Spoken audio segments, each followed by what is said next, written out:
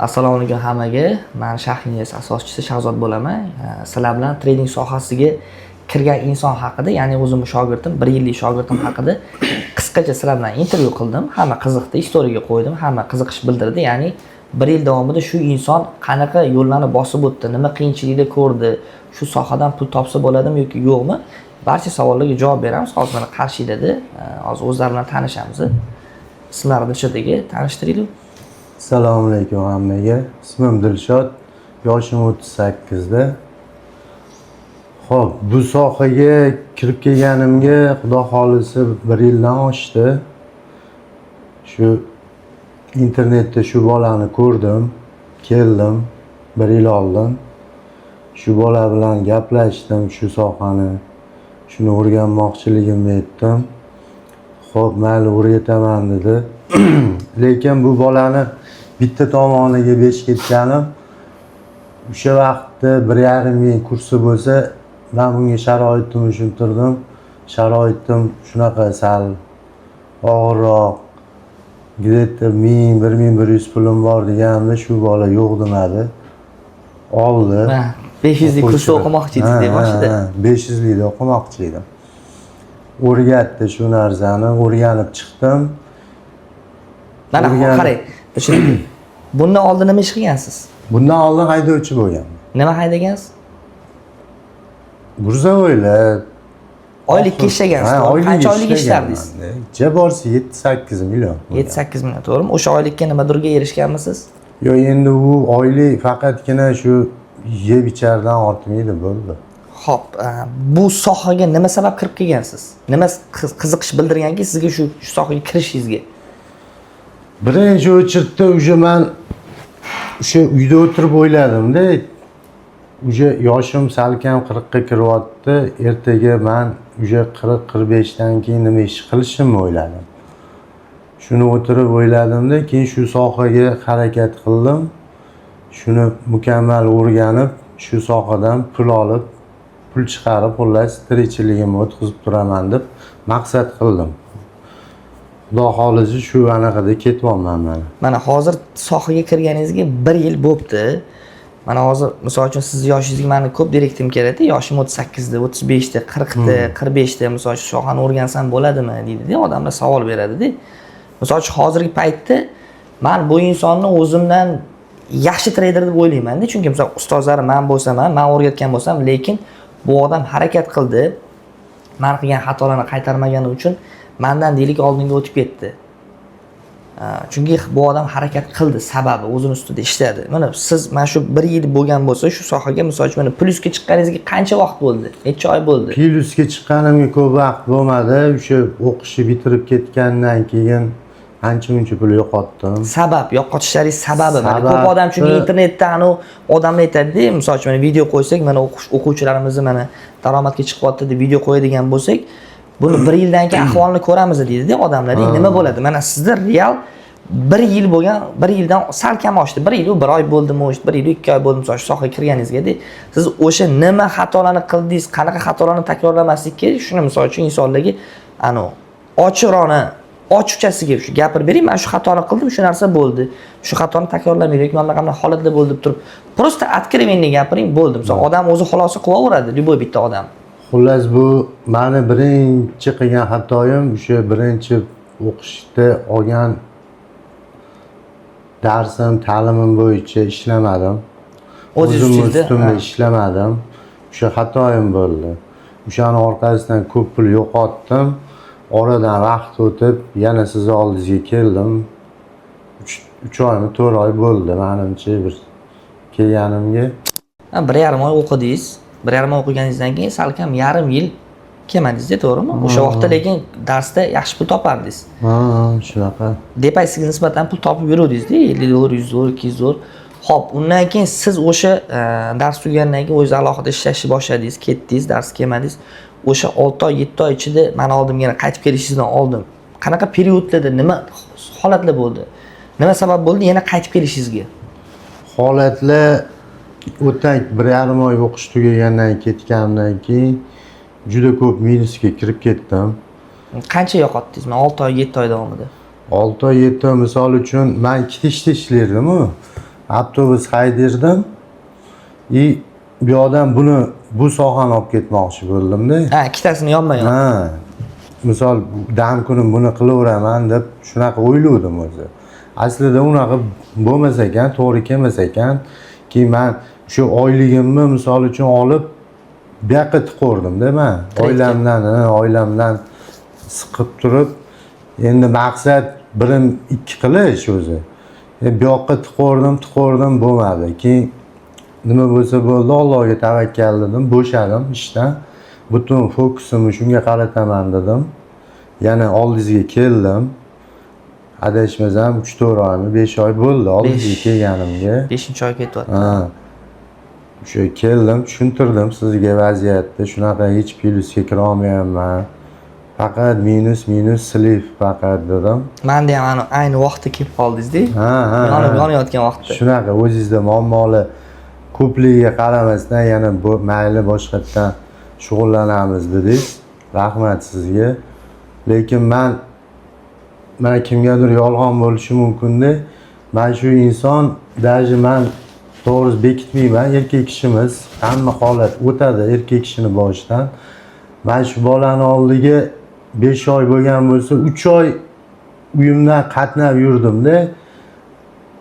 Bekitishmas, men shu boladan yo'l kiragacha pul olib, o'zidan o'zi berib, 200 ming 300 ming mana yoningizda pul tursin deb shunaqa qilib darslarni o'rgatib, hammasini men shu darajaga olib keldi. Rahmat lekin shunisiga. Endi misol uchun hozir deylik bizda mana 4 tami 5 ta shogirdim bo'ladigan bo'lsa, meni komandamda shu 4 ta 5 ta odam ishlaydigan bo'lsa, ikkitasi operator, 3 ta shogirdim bor. Shu shogirdimdan bittasi, ya'ni sintetiskiy parallelda derivda ishlaydigan odam. Misol uchun bittasi shu odamda haqiqatan qora qozonni qaynatyapti. Meni oldimga kelib qancha o'tirdingiz? Ya'ni 2 oy o'qidingiz, to'g'rimi? 2 oycha o'qidingiz, 3 oycha o'qidingiz deb yo'q. Lekin shu odamning sabriga qoyilman. Ishlatgan bo'lsam shu odamga 3 oyda adashmasam yo 600 yo 700 zo'r sizga ishlatdim. 600-700 ani yo'l kirasiga, unga misol uyda ro'zg'or olaman, abed deganda berdim. Lekin shu odam juda uspeshniy darajaga chiqdi. Mana hozirgi paytda misol uchun mana 3 oy davomida, mana 3 oy bo'ldi ishlayotganlarga o'zi alohida. Misol uchun 3 oyda nima yutuqqa erishdingiz? 3 oyda men shu o'zimni ustimda ishlab tak nol bo'lib keldingiz hisobda. Yana mana oldimga, to'g'rimi? Mana 3 oylik sizni ya'ni qanot qoqib uchdingiz уже. Men chunki sizga 2 oy o'rgatgan bo'lsam, shu yerda yurib o'rgangan bo'lsangiz, o'tdi 2 oy. Mana 3 oy o'zingiz mustaqil, siz ishlab kelyapsiz. Ishlab kelyapman. 3 oy davomida nima ishlar qildingiz, qancha pul topdingiz? Ya'ni misol siz yo'qotgan pulingizni topdingizmi shu sohada? Yo'qotgan pulimni bir 80% ni topdim. Umumiy. Ha, umumiy. Ya'ni darsga sarflaganingizni, to'laganingizni, olib orada slif qilganlaringizni 80% ni topdingiz, to'g'rimi? Nima yutuqlarga erishdingiz? Yutuqlar shu, har kuni Xudoga shukr qilaman. Har kuni plyusdaman. Nechta balansingiz bor? 3000 balansim bor. Shunga har kuni kelib shu yerda 10-11 da kelaman. Kechgacha 200-300 ishlab ketaman.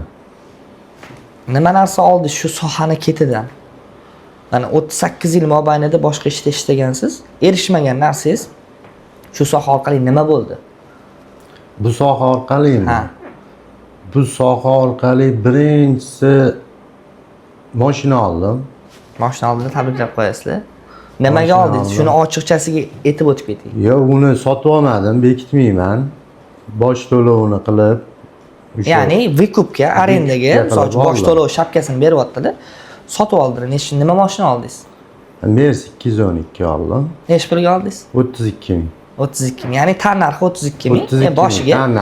Boshiga shapka berdingiz. Qancha shapka berdingiz? 10 ming berdim.